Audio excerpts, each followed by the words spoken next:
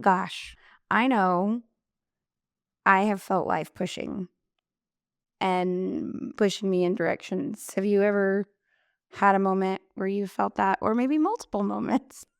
Oh, yeah. I feel like that's most of my life, and today's guest knows all about taking those jumps and turning lemons into lemonade. And Lisa Resnick is here to share her incredible journey. She came from big city politics in Washington, D.C., and she came back to her small hometown and she rebuilt her career from scratch, which is incredible. It is incredible. Her story is so packed with grit. We've used that word a lot in the last year, but grit. Mm-hmm. She went through transformation, a little bit of serendipity, I feel like, in her story today. And she is definitely someone that is full of inspiration, just in conversation. Yeah, definitely. And in today's episode, you're going to hear how she turned her personal challenges into a mission to empower others. You can also hear her secrets for balancing business and family, and Yeah. the surprising role craft breweries played in her success. And plus, she's going to share her top strategies to help you go from stressed to blessed. Yes, you're going to love this conversation just as much as we did having it. Welcome to C-Suite Chicks, y'all.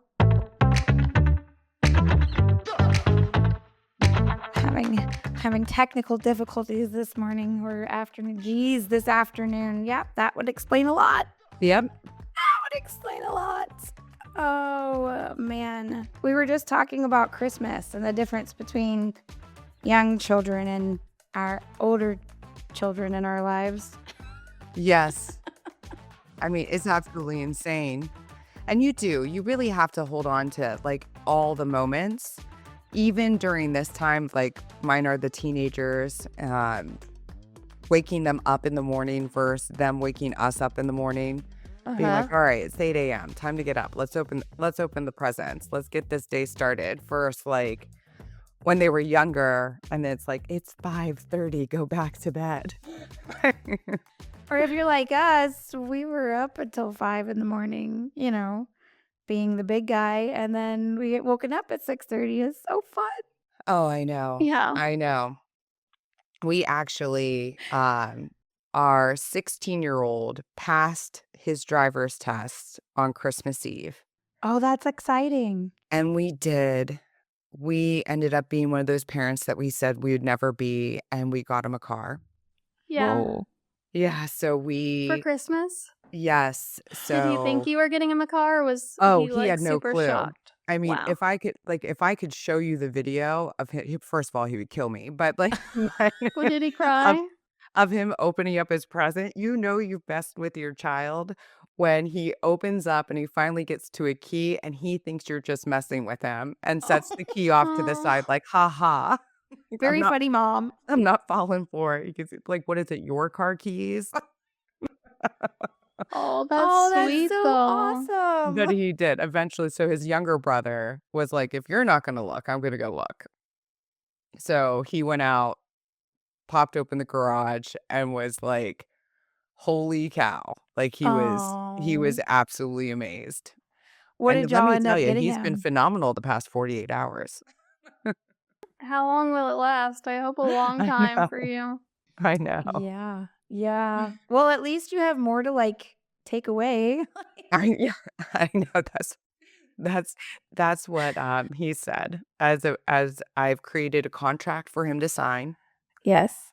So then he is aware of the responsibilities that he has his own set of KPIs that he Uh-huh. needs to hit in order to keep that car. So, Okay, There you well, go. yeah. he's learning from having you as his mom. And you get a little practice on him, too, in a way. Yeah. You're Yeah. teaching Yeah. him.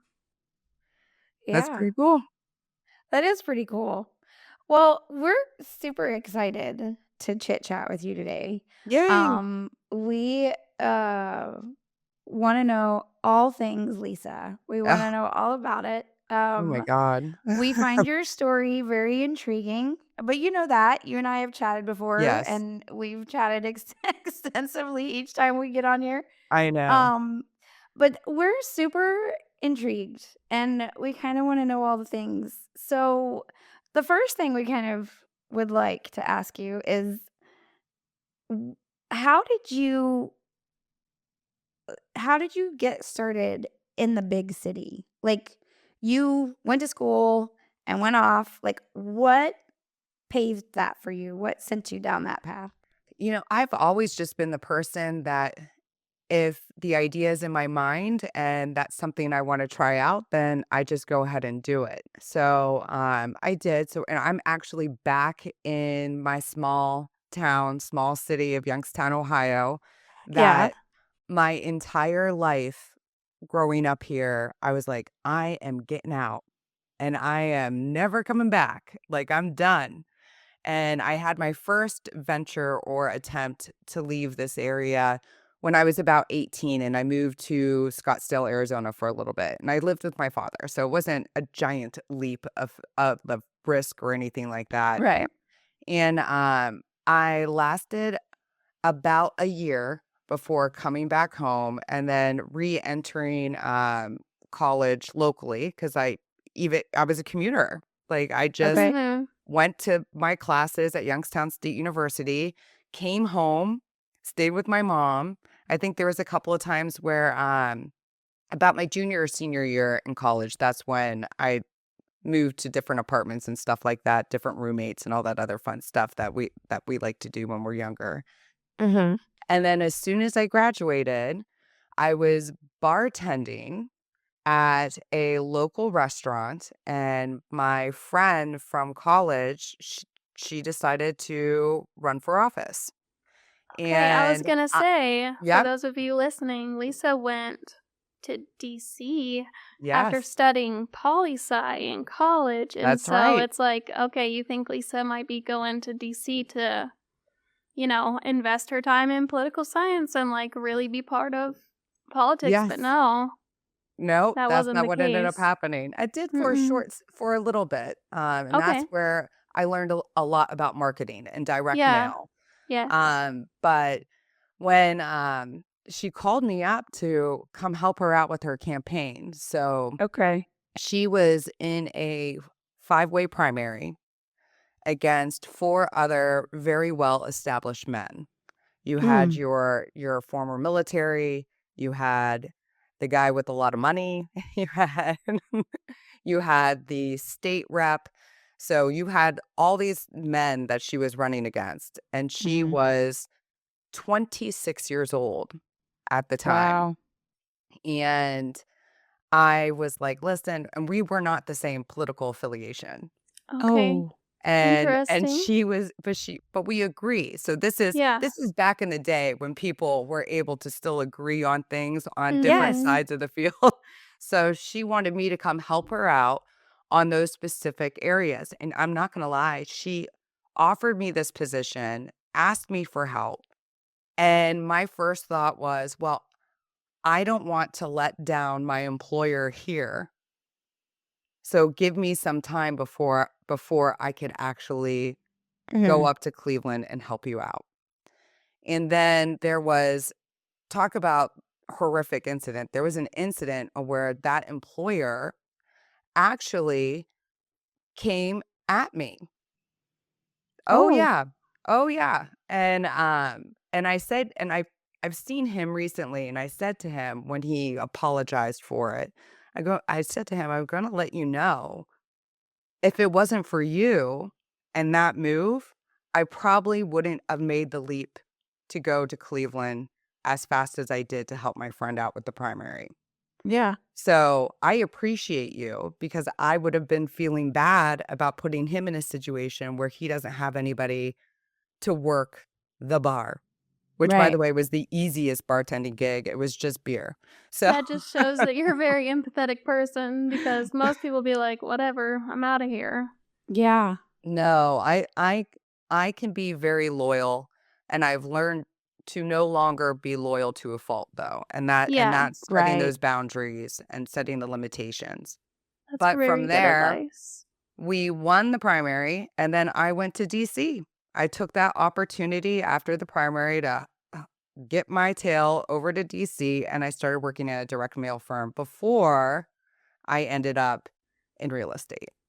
Gotcha. That's so Yeah. interesting to hear kind of the backstory before, because you had a pretty long time in real estate, almost Oh, 8 yeah. years. So Oh, it was longer it than that. really So okay. I oh, was yeah, just so snooping on I your LinkedIn, so I just pulled. oh, I But know. yeah, I remove stuff on LinkedIn, but I yeah. started in real estate in 2007.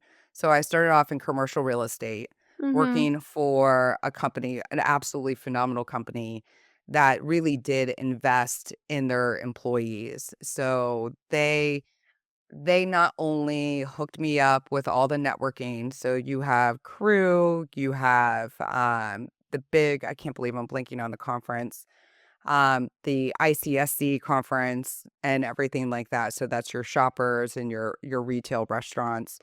And so they also paid for my real estate license. I Mhm. mean, and also taking my RPA, so that's your real property administration. They invested in you like no other. That's really amazing. If you gave them just a little bit of like, "You're into this," they're like, "All right, Mhm. let's do it." And I mean, they were Mhm. absolutely a phenomenal company to work for. That would be Low Enterprises, a little shout out to them. Yeah. That's awesome. And then from there, I went over to Trammell Crow that quickly got bought out by CBRE. Oh, And okay. oh, yep. And then worked with CBRE for a hell of a long time. And I had 2 kids super close in age. They're Mhm. 15 months apart. Oh my goodness, almost And Irish twins. almost, and I decided that I would be a stay-at-home mom and take care of the children. Holy hell, that is literally the hardest thing in the world to do, So hard. and I think I lasted about 6 months before I decided to run for our HOA, so that's about 6,500 homes, and you get elected. Uh-huh. But you were Uh, still in DC at this point. yes, Yeah. You had to and have something to do. I had to have those adult conversations. I had to have the problem solving, the decision making, like all those things were Yeah. I needed more of it. I loved my Mhm. boys and I appreciated the time I had with them, but You don't stop growing as a person just because you have no, kids. And a lot of people Yeah. it really hinders you if you stop putting effort into yourself even though you've had children because it'll just make your children better too to learn self-respect and to pour into themselves. it's So, true. And yeah. Mhm. actually everything that I do now is for them to see. That's Yes. right. Yeah. Isn't that wild how that happens? Yeah. The lessons that you learn. Yeah. Yeah, and it's so you can teach them too. Like Yeah. Harley and Dominic will be so wise financially because of their mother being in a very financially risky position. So, Yeah. Yep. they're Yeah, we going to talk learn about from that a that. lot. We talk about that a lot. So, with 2 small children and then running the HOA and, deciding you wanted to be a stay-at-home mom, realizing, "Yeah, that's not gonna work." Nope. So I used my license and went into residential real estate. Okay. And that's where my venture in the residential world and me believing that um it wouldn't be as much time consumption Mhm. as commercial, Yeah. and which I was definitely wrong.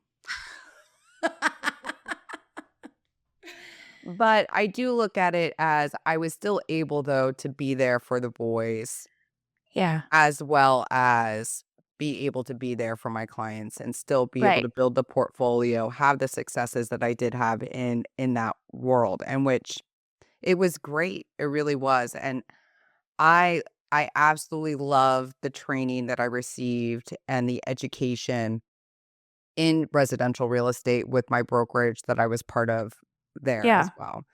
And I also learned about how competitive of a person I can be. Mm. Yeah, I Okay. mean, So to succeed in real estate, you have to be not only competitive, but know like human psychology and the buyer cycle. that's You right. also have to have a large network. And Put people yourself go out into there. it thinking it's easy because No, they see people that have large success, but then they don't know how to get to the point of having that large success. That's right. I think it's interesting because you could apply what you have to do in real estate in almost every sense of every other job. Oh, And that yeah, Mhm. I is agree. putting yourself out there in those uncomfortable conversations, uncomfortable spaces that you just want to just sit there at your desk and type away and that be it. Uh-huh. But no, you have to actually introduce yourself, introduce who you are to be able to get that business, to be able to fulfill what you're trying to do Yeah. for the people that you're working for. It's like But you're you in got part of the to, entire cycle. Like you are not only like in front of the sale, but you're behind the sale. You're marketing the sale. yes, every little aspect. It's interesting because the hardest part for an agent is obtaining the business and getting that client. The hardest part with the client is actually the easiest part for the real estate agent, and that's moving the transaction along because Mm-hmm. they've done their hard part. They got you. And now it's easy because they know the process. It's like, all right, Yeah. gotcha, process. Let's go. Close the Yeah. deal, do it again. Yeah. So, in terms of talking about going from, uncomfortable. Oh my God, yeah. So, we were running things in DC. We went from one thing to the next. You got comfortable. Why did we then decide to come back to where we would never come back to our hometown? Like I what made you know, take that right? leap? So after about what, 14 years in DC, I just I got to the point where I was losing a part of who I was and the part that I really liked Yeah. because everyone started to become just a transaction and that was it. And That's right. I did not like that person I was becoming. And I needed to get back to my roots. And I'm telling you, this place, it's definitely progressed since I was young here. Mm-hmm. Um, but it's also such a phenomenal place to start something and make an impact and be that positive connector that you just long to be. It really Mhm. is. So here we are back in Youngstown, Ohio. No regrets at all. Absolutely love it. And the things that even my friends from Youngstown, Ohio, that we all ended up like collecting together in DC, which is Yeah. weird. Move back. But we would even say with our friendships there, in which I made some extraordinary friendships, it's not the same as the friendships and the people from this area. It's just Uh-huh. Yeah. not. Yeah. That's intriguing. And when you made the shift, did you stay in real estate? Did you do real estate in Youngstown or did I you did. So I had to start all over again. So there's no Yeah. Different reciprocity. networks. Yep. So there's no reciprocity. So I had to take the classes all over again, Mhm. sit through the tests all over again, fail Goodness. it once all over again. but but yes, I had to start all over. And people here didn't know who I was. I Yeah. mean, life goes on. So I Yeah. had to reestablish my entire business from scratch. So that's when I started then Homes and Hops Okay. And because tell us that a was little a bit about way. homes and hops. Yeah, so Homes and Hops was my way of getting myself and my name out there in something that I thought was positive. So that's like, if there's anything in life that you're going to do something that you like, because if you don't Mm-hmm. like doing it, you're not going to be consistent with it. Right. And then therefore, if you lack that consistency, you're just not going to succeed. Right. So I started Homes and Hops, which it was a Facebook vlog back in the day in which I would interview brewers because this was during the time of the craft brewery kickoff. Yeah. And there was actually statistical proof that if your home was located by a brewery, it did increase in value.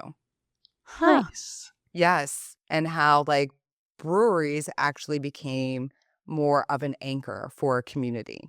Mm-hmm. Wow, that's Yes. intriguing. Okay. So I would interview the brewers and hear their stories, and you would listen to these stories of, "I used to be a physical therapist, but really I love brewing. Like, we did traveling up in Colorado and loved it, so we decided to take that route." Or petroleum engineers. Like, it's just crazy, like, how people just decided to take the leap that they did and start a brewery.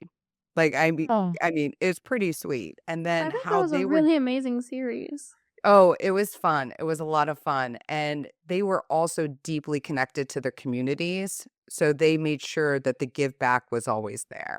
Yeah. Wow. And That's hearing really those good. stories and getting an opportunity of getting that message out there for others to hear was pretty spectacular, but that's what helped me then grow my business in Ohio. Well, that's where I was headed with that because those stories sound pretty intriguing and kind of lead me to, is that what helped you get to a point where you wanted to start the business you're Yes. running now? Yes. So, So tell our listener a little bit about Dandelion Inc. and then give us some backstory about that.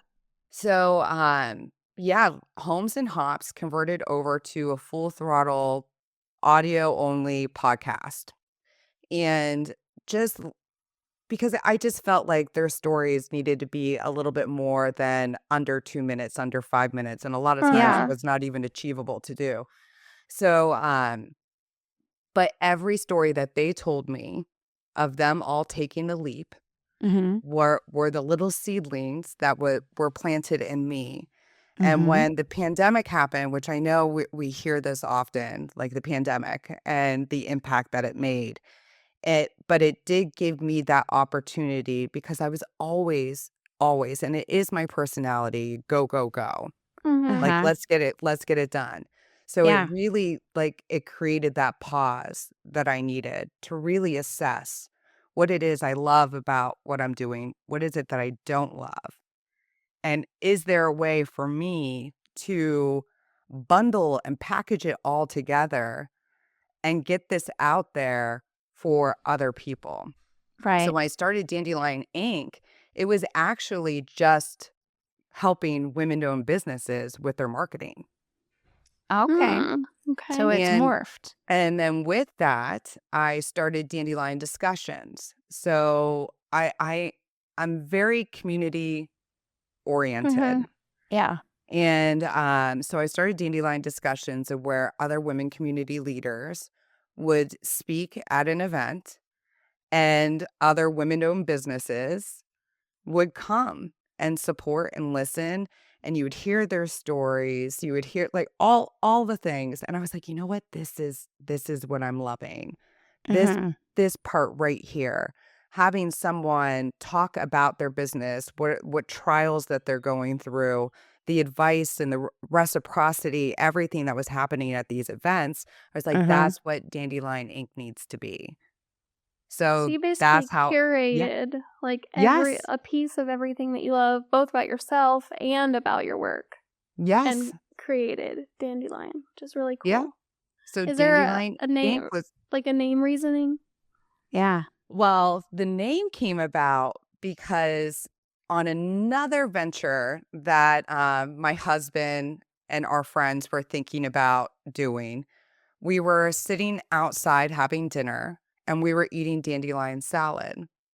So when we were talking about Wow. what would we name this venture, my husband was like, "Well, what about dandelion?"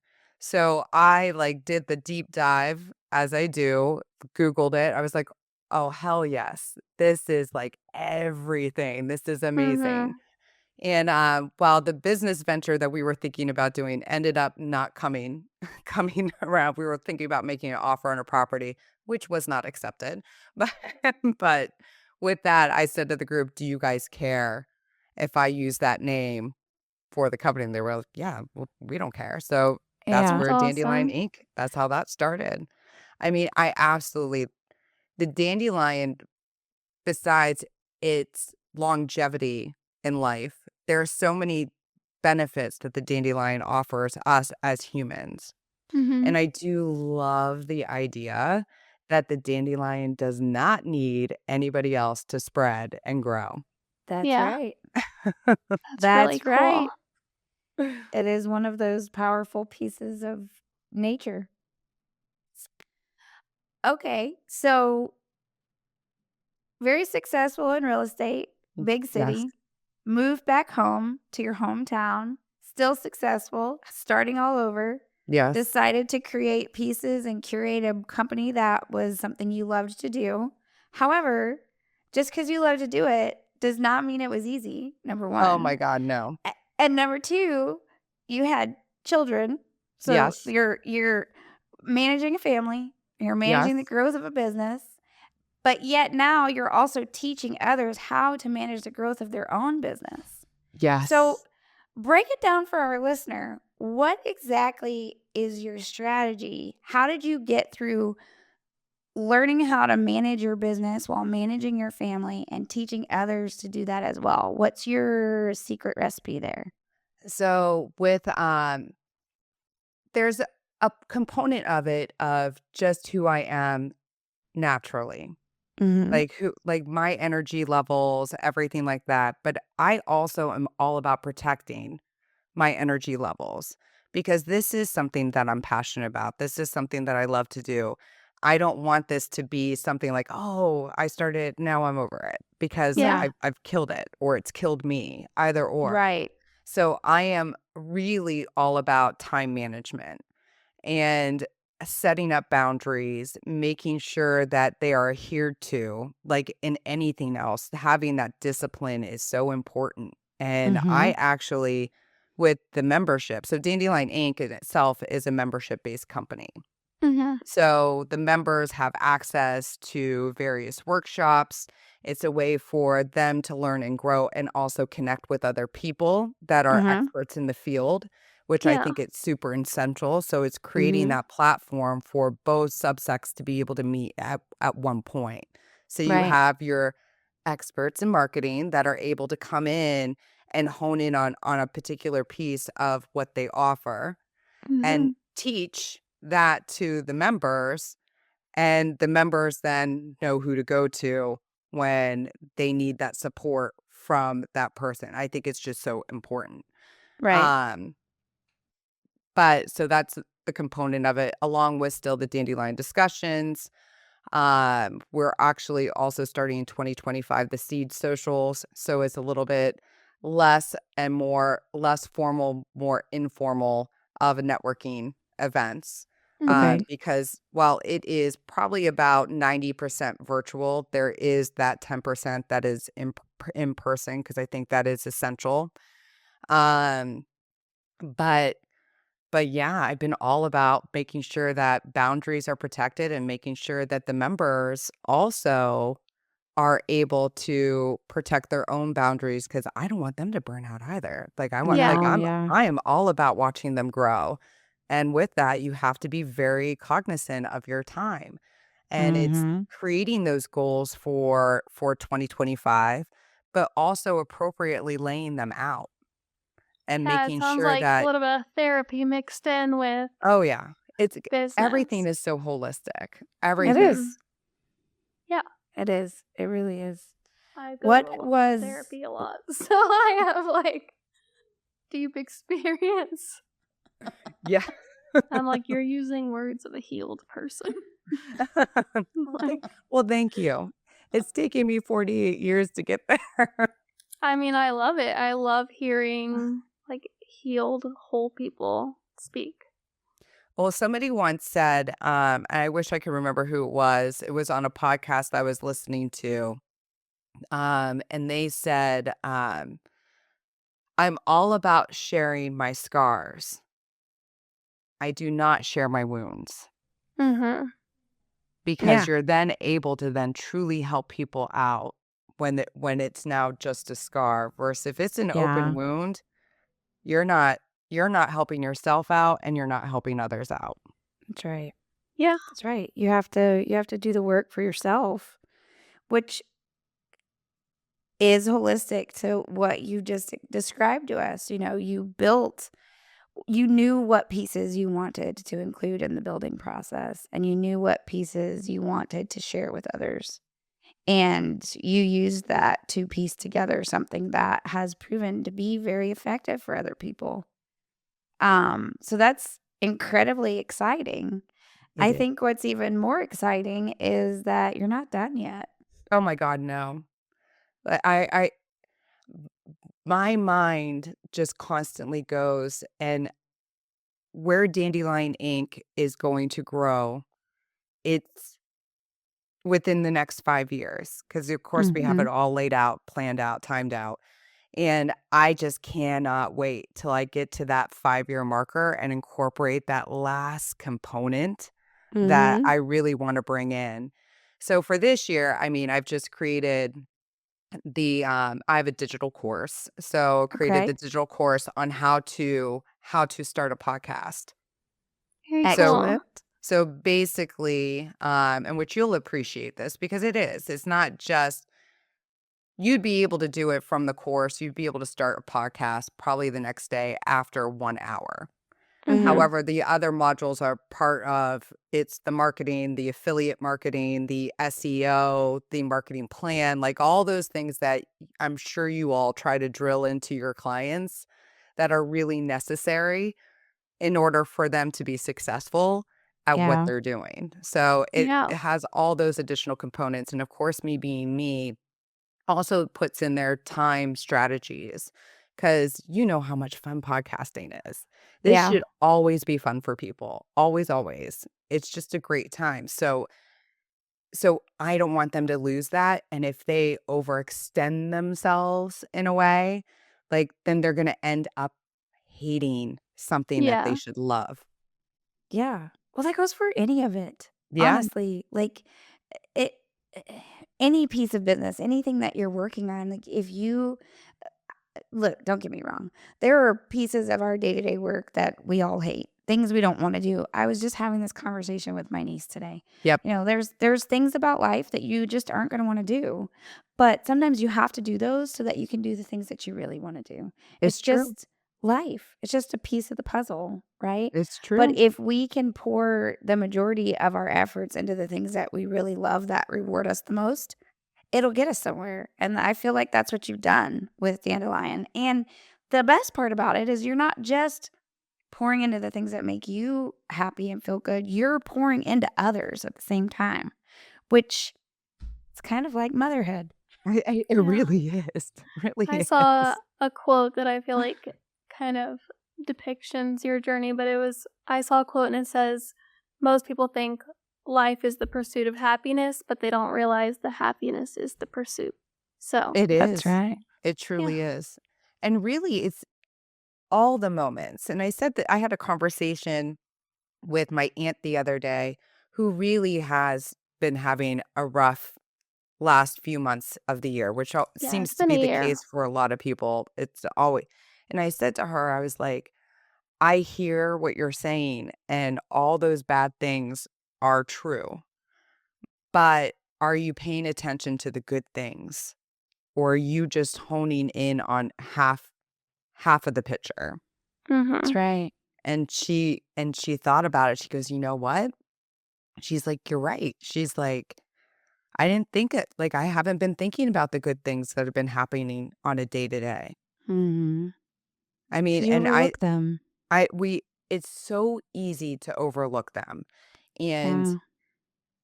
I'll never forget this gentleman saying to me during the pandemic, went up to visit friends in Annapolis, which I'm sure there are listeners being like, "You did what?" But yes, we did. We went to visit friends. And the fisherman's market there, we're only allowing a certain amount of people in at a time. Oh. And I got up to the front, waiting my turn, and I asked the gentleman who was regulating the people, I was like, "So, how's your day?" He goes, "I got up today, put 2 feet on the ground. It's a good day." And I'm like, that's literally how we all need to think about life in Yeah. It's general. true. Yes. I love when I meet those people. Those I know, people me too. are a blast to, like, meet, talk to, be around.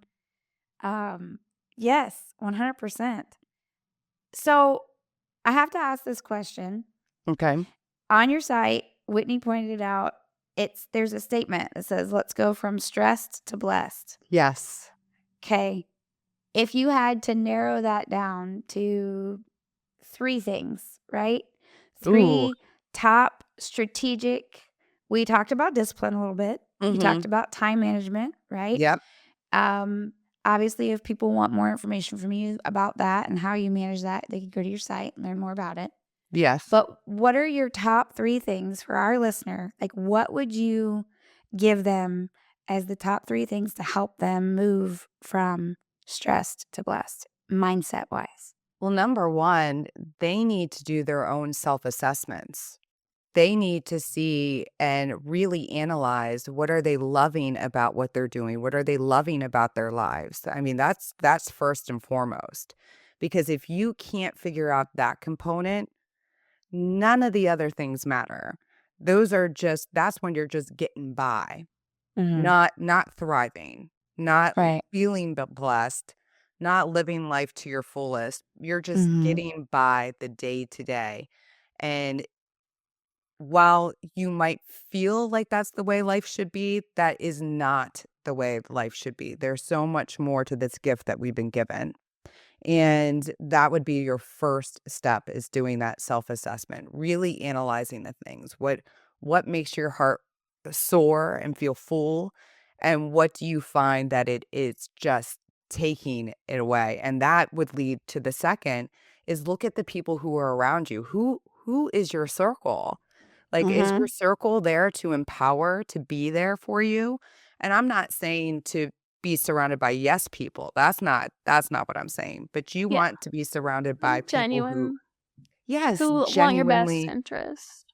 exactly. And that you offer that up for them. So you Yeah. also have to see your position in the group as well. Mhm. So those would be the first 2 things that I think that people need to do. And then the last is, like, let the ideas flow. Mhm. Let them flow. Like, what are you thinking about doing? And then ask yourself, why not? Why aren't you doing them? Yeah. That is big. The why not. Yeah. Yeah. I mean, there's Sounds always going to be the whys, why you shouldn't do something, but are you listing off the why nots? What do you got Yeah. to I mean, there is And a point in our lives that we have been rejected a million times. We have failed a million times. Let it go. Like, it's gonna man, happen. I've a 13-year-old niece had this conversation this morning, applicable in a different area. She got an injury. She's in a highly competitive sport. She's been dragging her feet in terms of, pushing herself. She's one of the most determined and dedicated child I've ever met. Yep. From the time she was 3 to now, she's still determined, but she has this thought in her head that she'll push too hard. She's seen other people in this sport get injured, right? And I'm like, "Okay, so what's the worst that could happen if you get injured again? Yeah. Did you get hurt? Yes. Are you healed? Yes. Can you move forward? Yes. So if you get hurt again, what will we do? We will heal. We will do Mhm. therapy. We will move forward. What is the worst that could happen? Why not go in and do what you're supposed to do to get your spot back, right? Like, Yes. why not push forward? There's no reason to not do it. It's better to have tried and failed at it than to not have even bothered to attempt it. Oh, yeah, that's especially that's when it's that's something a she Teddy Roosevelt loves. rounds right there. Yeah. Better to have tried and failed than to never try at all. But trying to drill that into a kid who already had that self-motivating Uh-huh. personality And to kind of see it on her face go from like, oh, you're right, I could just heal again. It would be okay. Mhm. Like the click, the cogs moving. And you see that happen in the same conversations you have with adults, right? Yeah. Like you're saying, why not? Okay, I understand why it might be a bad idea, but why not? Yeah, why not? And really, those conversations are so essential to have with somebody that is going to back you and is going to Yeah. push you a little bit, because we all need the push. Yeah. And because if you don't, then you're gonna turtle. You're just gonna be in your shell and just be like, Yeah. well, this Burn is the out. safe space. Yep. This is where I'm gonna stay. And that is exactly why social media has become it can be a tool for powerful Mm-hmm. positivity, and it can be a tool to force you right back into your shell. So if you are a listener listening to this right now, Mm-hmm. why not? Don't retreat into the shell. That's Push right. yourself to find out why not and move forward. Take And the you, leap, yeah. do the thing, That's fall right. on your face, and get up and do it again. As Yes, because that's life. And enjoy the Life ride. is right. Because, Because I the mean, while you're happiness is falling, in you're the still going to have some fun. Yep, that's right. And you'll have a great story to tell.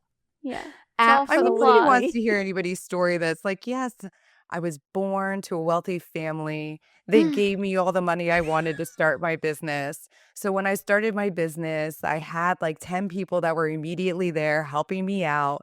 I was able to take vacations 3 months out of year. Till to the Nobody wants to Nobody's hear that story looks like story. that. That's such BS. Nobody wants to hear that. No one. No. But that's not reality either. Even if you were given a hunk of money from somebody who was Oh, I willing to know. invest in you, there was still trials and tribulations, and Oh, you yeah. stumbled and fell on your face, and it's all good. Well, how It's else are you totally gonna fine. learn, right? Exactly. Exactly. It's all good. Well, we always ask this question when we close out our interviews. Okay. Um, and it's a fun little question. It has nothing to do with our conversation. But if you could choose one person to go to dinner or lunch or grab a drink with, Ooh, past, present, future, anything, okay. dead or alive, who would you pick? One person. I feel like Martha Stewart. I mean, Martha Stewart. she is like the full package. She is. She really is. Talk about failure and trials and tribulations. She is literally the full package. Like, Yeah. and like not only that, but and I feel like she'd be like really real to say, like, Mhm. listen, as a parent, I had my failures Yep. and I had my strengths. Yeah. In business, you have your failures, you have your strength, but like, and then maybe she'll also include Snoop along the way. Where That'd be like, I don't fun. care if I They're bring the a friend. funniest friends. She does have the funniest friends. She has Yeah. affiliations with people I would not have even imagined. And they Yeah, found but Martha success Stewart, together. I feel like the conversation would be great. I Mhm. really do. I could see it. Man, Lisa, it's been so fun talking to you. I know our listener has thoroughly enjoyed hearing you go through all of the ups and downs and the story behind Dandelion Inc. And we just really are appreciative for you spending time talking to us today. Well, thank you guys. And happy belated birthday, Whitney, because, Oh, I thank did you. creep on your I pages expect as it. well. I do the same. Or we all just creep on each other. It's I okay. know. I know. It's It's all good. research. Research, all for the efforts. That's right. That's right. Oh man, thanks Lisa for being on the show. We really enjoyed it. Thank you.